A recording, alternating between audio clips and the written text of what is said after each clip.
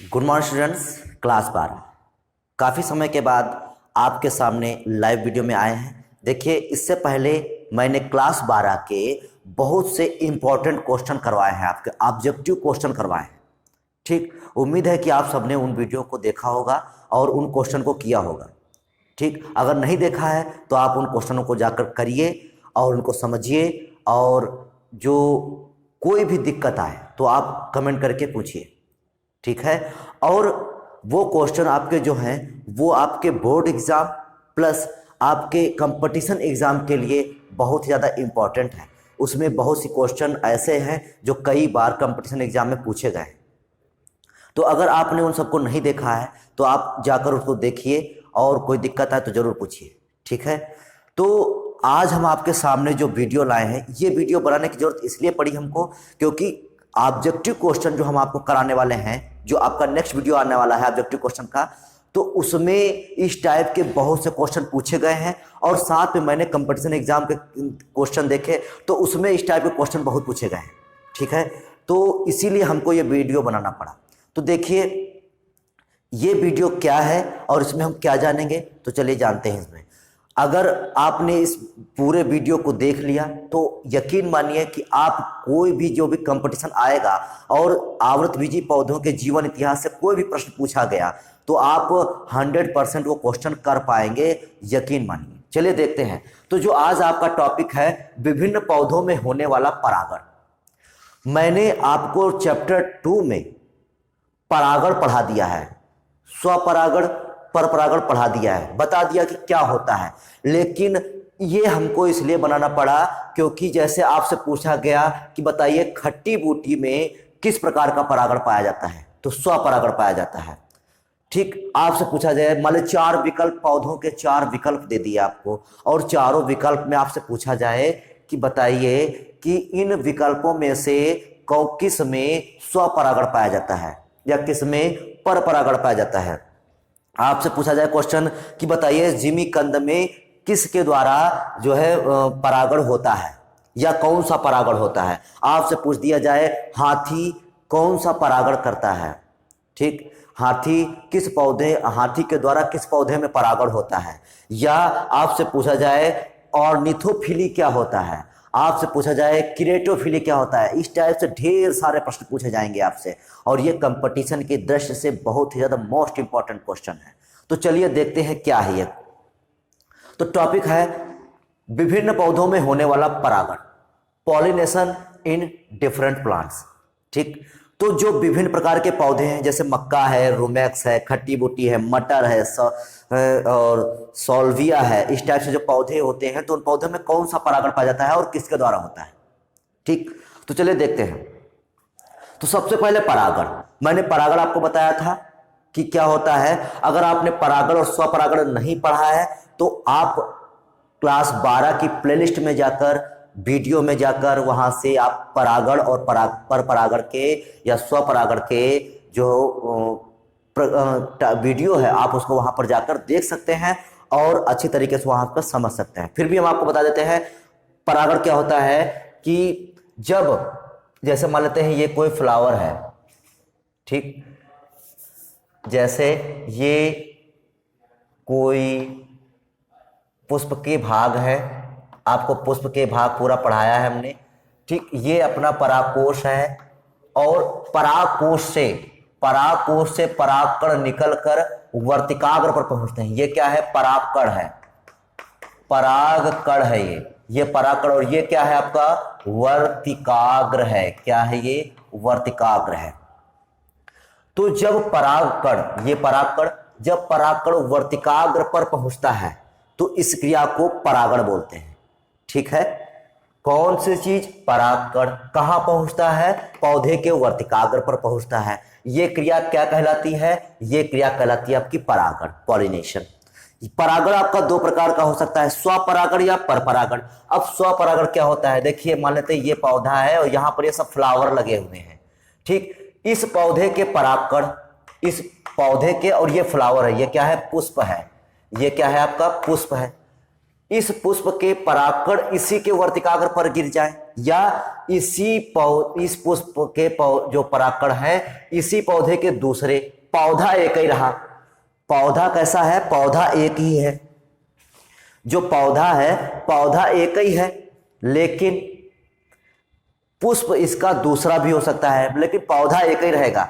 कोई पुष्प ऊपर लगा है तो उस पौधे पर नीचे कोई पुष्प लगा होगा, तो मान लीजिए नीचे लगा है तो उस पौधे का परागकण नीचे वाले फ्लावर पर गिर गया, या नीचे वाले पर ना गिरकर उसी पौधे के वर्तिकाग्र पर गिर गया जिस पौधे का परागकण है। तो इस टाइप से जो होगा इसे बोलेंगे स्वपरागण। पर परागण में क्या होता है कि एक पौधा मान लीजिए यहां पर है, ये एक पौधा यहां पर है, यहां पर इसके फ्लावर लगे हुए हैं, एक पौधा ये यहां पर दूसरी जगह लगा हुआ है। जैसे मान लीजिए एक पौधा यहां पर है और एक पौधा यहां से 100 मीटर की दूरी पर है, ठीक। तो इस पौधे के परागकण जो दूर 100 मीटर की दूरी पर स्थित पौधा है उसके वर्तिकाग्र पर जब जाके गिरेंगे तो इसको बोलेंगे परपरागण। तो आपने यहां पर शॉर्टकट में स्वपरागण और परपरागण समझ लिया है, ठीक है। स्वपरागण की भी विधियां हैं, परपरागण की विधियां हैं, ठीक। तो ये सब पूरा डिटेल से मैंने आपको वीडियो क्लास 12 के वीडियो में बताए हैं चैप्टर 2 में। तो आप अगर देखना चाहते हैं इनको तो आप क्लास 12 की प्लेलिस्ट में जाकर और इन वीडियो को देख सकते हैं, वहां पर आपको और अच्छे से समझ में आ जाएगा। तो यहां पर हमने परागण जान लिया, स्वपरागण जान लिया, परपरागण जान लिया। लेकिन कुछ पौधे ऐसे होते हैं जिसमें स्वपरागण पाया जाएगा, कुछ पौधे ऐसे होते हैं जिसमें परपरागण पाया जाएगा। तो ऐसे कौन से पौधे होते हैं जिसमें स्वपरागण पाया जाएगा और ऐसे कौन से पौधे होते हैं जिसमें परपरागण पाया जाएगा? तो इन्हीं पौधों को हमको जानना है, इन्हीं पौधों के विषय में जानना है कि किन पौधों में, क्योंकि ये पौधे पूछे जाते हैं। आपसे पूछ दिया रेफलेशिया, बताइए रेफलेशिया में जो है कौन सा परागण होता है या किस जीव के द्वारा परागण होता है, ठीक है। तो इन सारे प्रश्नों के उत्तर हमको मिलेंगे इसमें। तो चलिए देख लेते हैं, इसको थोड़ा सा हटा देते हैं। तो परागण हम लोगों ने जान लिया, ठीक है। अब देखिए परागण जान लिया, ठीक, स्वपरागण जान लिया, परपरागण जान लिया। स्वपरागण को सेल्फ पॉलिनेशन, परपरागण को क्रॉस पॉलिनेशन कहते हैं। स्वपरागण में ऐसे कौन से पौधे हैं जिनमें स्वपरागण होता है? तो कनकौआ एक पौधा होता है, कनकौआ, पीली कटेली, खट्टी बूटी, ये जो पौधे होते हैं इनमें स्वपरागण पाया जाता है। आपसे क्वेश्चन पूछा जाएगा, बताइए पीली कटेली में किस प्रकार का जो है परागण होता है या पॉलिनेशन होता है? तो स्वपरागण होता है। आपसे पूछा जाएगा खट्टी बूटी में किस प्रकार का परागण होता है? स्वपरागण। आपसे पूछा जाएगा स्वपरागण किसमें किसमें होता है? तो कनकौआ, पीली कटेली, खट्टी बूटी। इन क्वेश्चनों को आप ध्यान में रखिए, इन बातों को, इन पौधों को ध्यान में रखिए, क्योंकि अगर आपको ये ध्यान नहीं होंगे तो आप कोई भी कंपटीशन में इस टाइप के क्वेश्चन नहीं कर पाएंगे। यकीन मानिए आपका 2-4 नंबर चला जाएगा, ठीक है। अब आता है परपरागण। तो परपरागण माने क्या होता है? देखिए परपरागण के लिए माध्यम चाहिए, जंतु के द्वारा हो सकता है, जल के द्वारा हो सकता है, वायु के द्वारा हो सकता है। तो ये माध्यम हो गए भाई। देखिए एक पौधा यहां पर है और एक पौधा 100 मीटर की दूरी पर है, तो यहां से जो इस पौधे के जो परागकण है वो 100 मीटर की दूरी तय करके जाएंगे कैसे? प्रश्न तो ये उठता है कि 100 मीटर की दूरी वो तय कैसे करेंगे? तो उनको उस माध्यम को तय करने के लिए कोई माध्यम चाहिए। तो वो माध्यम क्या हो सकता है? या तो वायु के द्वारा जाए वो, अगर पानी में है पौधा तो वो पानी के द्वारा जाएंगे, ठीक। कुछ पौधे ऐसे होंगे जो पानी के नीचे हैं, मतलब जमीन अंडर वाटर है, पानी के अंदर पाए जाते हैं, तो पानी के अंदर वो कैसे जाएंगे परागकण, ठीक है। या यहां से 100 मीटर की दूरी पर कीट के द्वारा जाएंगे, वायु के द्वारा जाएंगे, जल के द्वारा जाएंगे, मतलब उनको एक माध्यम चाहिए। तो इन्हीं माध्यमों के आधार पर परपरागण जो होता है कई प्रकार से होता है। तो परपरागण क्रॉस पॉलिनेशन कितने प्रकार से होता है? तो आगे देखते हैं इसको। पहले आता है वायु परागण, अर्थात वायु के द्वारा होने वाला परागण, तो उसको बोलते हैं वायु परागण। वायु परागण पाया किसमें जाता है? तो इसका एग्जाम्पल है मक्का, रूमेक्स, चीड़। अर्थात मक्का, रूमेक्स और चीड़ में वायु के द्वारा परागण होता है, ठीक। बहुत क्वेश्चन इंपॉर्टेंट है, आपसे पूछा जाता है रूमेक्स में किस प्रकार का परागण होता है? तो पर परागण होता है। आपसे पूछा जाता है रूमेक्स में किसके माध्यम से परागण होता है? तो वायु परागण होता है, वायु के माध्यम से होता है। तो मक्का, ये क्वेश्चन अभी पूछा जाएगा। अब से जो हम नेक्स्ट वीडियो बनाएंगे ऑब्जेक्टिव क्वेश्चन का, उसमें इस टाइप के क्वेश्चन आए हैं, आप उनको तभी कर पाएंगे जब आपको ये वीडियो पता होगा। तो मक्का, रोमैक्स और चीड़ में वायु परागण होता है। फिर अगला आता है जल परागण। तो देखिए, जल के द्वारा होने वाला परागण मतलब एक स्थान से दूसरे स्थान तक जब परागकण पहुंचेंगे तो जल के माध्यम से पहुंचेंगे, तो इसको बोलते हैं जल परागण, वाटर पॉलिनेशन। ठीक, इंग्लिश में क्या कहेंगे, वाटर पॉलिनेशन। तो देखिए, इसमें जो एग्जाम्पल आते हैं आपको, सिरेटोफिल्लम, वैलिसनेरिया, हाइड्रिला, ये 3 प्रकार के जो पौधे होते हैं इसमें जल परागण होता है। तो देखिए, जो सिरेटोफिल्लम होता है वो जल के भीतर होता है। ठीक, जल के भीतर होता है, जल के भीतर परागण होता है। जो सिरेटोफिल्लम में होता है, जिसमें जो परागण होता है वो जल के अंदर अंदर हो जाता है। और वैलिसनेरिया और जो हाइड्रिला है, उसमें जो परागण होता है वो जल के बाहर होता है, बाहरी सतह पर होता है। तो वैलिसनेरिया और हाइड्रिला में हो सकता है बहुत ही अंदर से क्वेश्चन पूछ दिया जाए आपसे, कंपटीशन में आपसे पूछ दिया जाए कि सिरेटोफिल्लम में जो जल परागण होता है वो जल की बाहरी सतह पर होता है कि भीतरी सतह पर होता है। तो ये जल की भीतरी, मतलब जल के भीतर हो जाता है, अंडर वाटर हो जाता है। वैलिसनेरिया और जो हाइड्रिला है, इसमें क्या होता है, इसमें जो जल परागण होता है वो ऊपरी सतह पर होता है, जल के बाहर होता है। ठीक है, तो ये जल के भीतर होता है, ये आपको ध्यान रखना है, मैंने आपको दोनों बता दिया। अब अगला आता है जंतु परागण। ठीक है, जंतु परागण अर्थात जंतुओं के द्वारा होने वाला परागण। जंतु भी कई प्रकार के होंगे, जैसे मान लो कीट हैं, गिलहरी है, घोंघा है, हाथी है।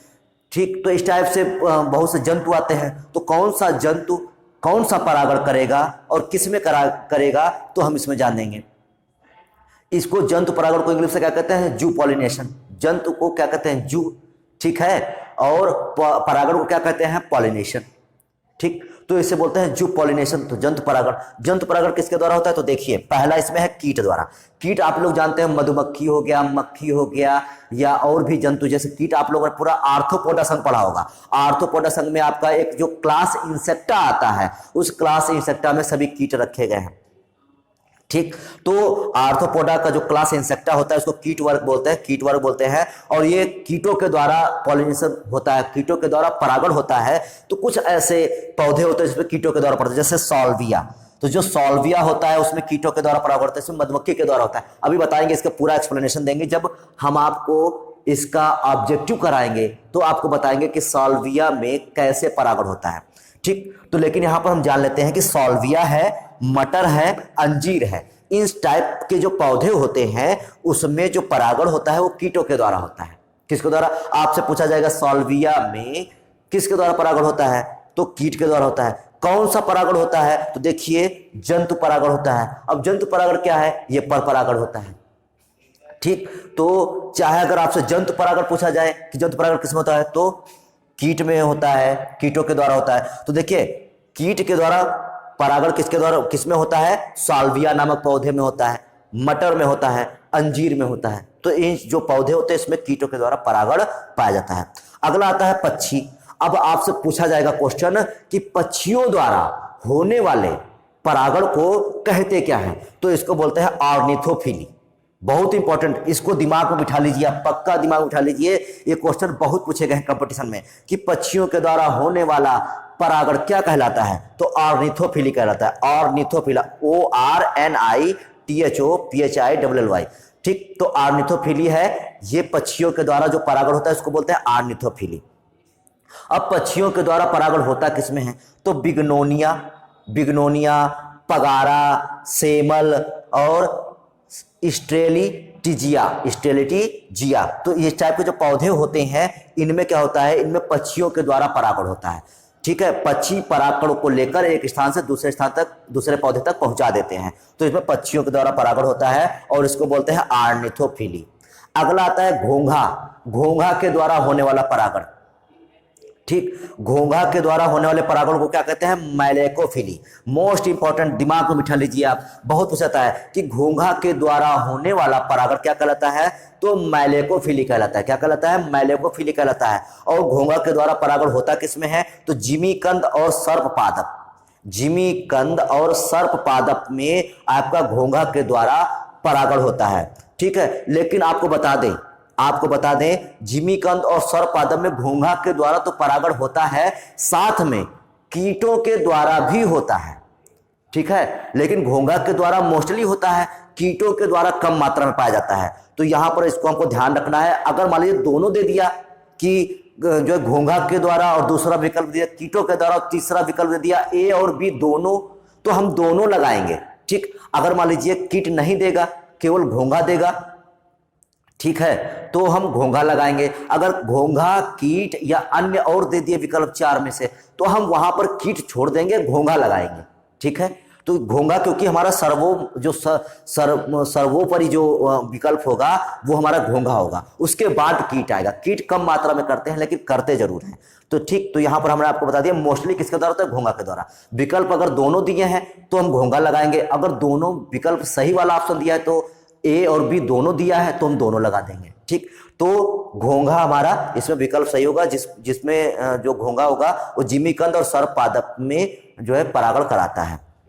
अगला आता है आपका चमगादड़। तो चमगादड़ जो होता है, चमगादड़ के द्वारा होने वाले परागण को क्या कहते हैं, आपसे पूछा जाएगा चमगादड़ के द्वारा होने वाले परागण को क्या कहते हैं, तो किरेप्टेरोफिली कहते हैं। क्या कहते हैं, किरेप्टेरोफिली कहते हैं, ठीक है।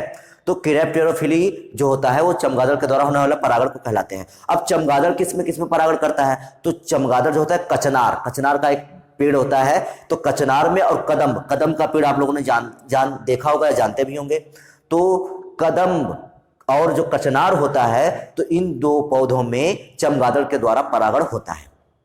अगला आता है गिलहरी। तो गिलहरी भी परागण करती है। तो गिलहरी किसमें परागण करती है, तो नहसुत, एक पौधा होता है नहसुत, तो नहसुत में गिलहरी के द्वारा परागण होता है।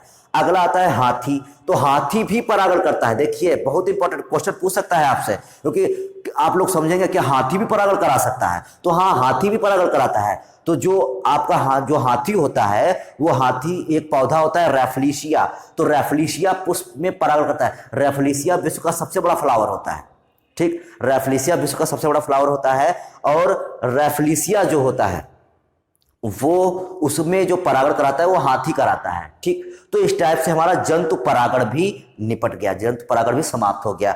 अब अगला आता है कृत्रिम परागण।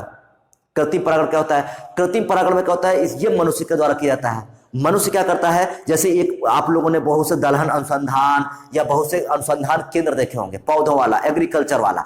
तो वहां पर क्या होता है कि एक पौधा होता है, वैज्ञानिक लोग आते हैं, उसको क्या करते हैं, जो रिसर्चर होते हैं उसके किसी पौधे के परागकण निकाल लिए और परागकणों को इकट्ठा कर लिया और जाकर किसी दूसरे पौधे के ऊपर डाल दिया।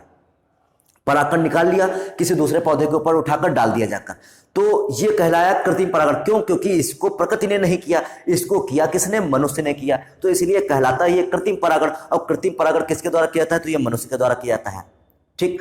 तो कृत्रिम परागण होता है मनुष्य के द्वारा। मनुष्य करता क्या है, परागकण निकाल लेता है, निकालने के बाद किसी दूसरे पौधे के वर्तिकाग्र पर जाकर डाल देता है और उस पौधे को पॉलीथीन से ढक देता है, पॉलीथीन से ढक देता है। तो पॉलीथीन से ढकने के कारण क्या होता है कि जो दूसरे परागकण होते हैं वो उस पौधे के दूसरे पौधे के जो परागकण होते हैं वो वर्तिकाग्र पर नहीं पहुंच पाते, और जो हमको रिजल्ट प्राप्त होता है वो अकॉर्डिंग टू जो आपका वैज्ञानिक है या जो आपका रिसर्चर है उसके अनुसार रिजल्ट प्राप्त होता है। रिजल्ट में कोई भी भेदभाव या गड़बड़ नहीं हो पाती है। तो इस प्रकार से जो परागण होता है वो कृत्रिम परागण कहलाता है। तो ये था आपका कि कौन से पौधों में किस जंतु के द्वारा परागण होता है। तो उम्मीद है कि टॉपिक आपको अच्छे समझ में आया होगा। इस टाइप से जब भी हमको मौका मिलेगा हम ऑब्जेक्टिव आपको कराते रहेंगे, और जब भी मौका मिलेगा अगर हमको कोई चीज़ समझाने वाली होगी अच्छे तरीके से तो हम आपको अच्छे तरीके से समझाएंगे। जैसे ही हमारे 1000 सब्सक्राइबर पूरे हो जाते हैं हम आपको लाइव क्लास में आकर कुछ चीज़ें आपको बताएंगे दूसरे चैप्टर की, जो आप क्वेश्चन बहुत इंपॉर्टेंट है, जो आपको क्वेश्चन रटने से नहीं आएंगे बल्कि समझने से आएंगे, ठीक है। तो जैसे ही हमारे 1000 सब्सक्राइबर पूरे होते हैं हम आपको लाइव आकर कुछ इंपॉर्टेंट क्वेश्चन आपको दूसरे चैप्टर के बताएंगे। तो उम्मीद है कि टॉपिक आपको अच्छे से समझ में आया होगा। तो फिर मिलेंगे नेक्स्ट टाइम, तब तक के लिए धन्यवाद, जय हिंद।